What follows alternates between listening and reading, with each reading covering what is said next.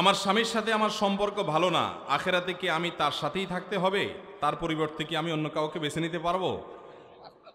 মাশাআল্লাহ, আমাদের বোনদের বড় অদ্ভুত অদ্ভুত প্রশ্ন। দেখেন, এই কপাল পড়া স্বামী কত খারাপ হলে এই ভদ্র মহিলা জান্নাতেও তার সাথে থাকতে রাজি না। আহা, পুরুষরা সব সোজা হয়ে যান, বেশি বেলায়েন হবেন, এই মহিলা বদদুয়া শুরু করে দিবে, আল্লাহ এই অমানুষের সাথে জান্নাতে আমি থাকতে চাই না। আল্লাহ আমাদেরকে হেফাজত করুন। যাই হোক ভাই, দেখুন, প্রথম কথা হলো জান্নাতে কে যাবে বা না যাবে এটা নির্ভর করে তার ঈমান, আমল এবং আল্লাহ রাব্বুল আলামিনের রহমতের উপর।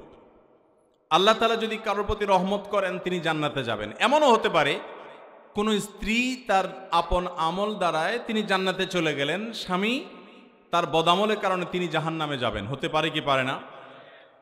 আসিয়ার স্বামী ছিলেন কে? ফেরাউন জান্নাতে যাবে না জাহান্নামে?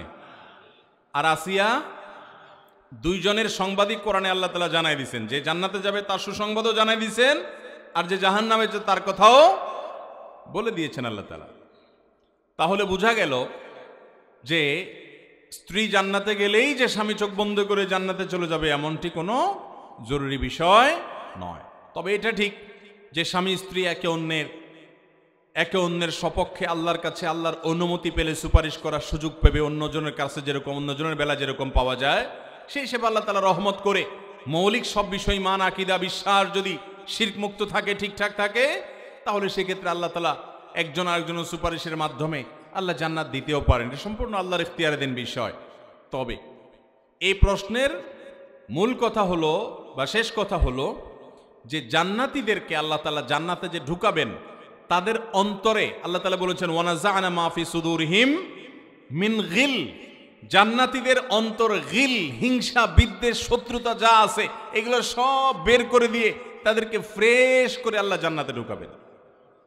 অতএব দুনিয়াতে আপনার স্বামীর প্রতি আপনার যে জেদ আছে, দুঃখ আছে, ক্ষোভ আছে, আপনি যখন জান্নাতে যাবেন এগুলো কিচ্ছু থাকবে না ইনশাআল্লাহ।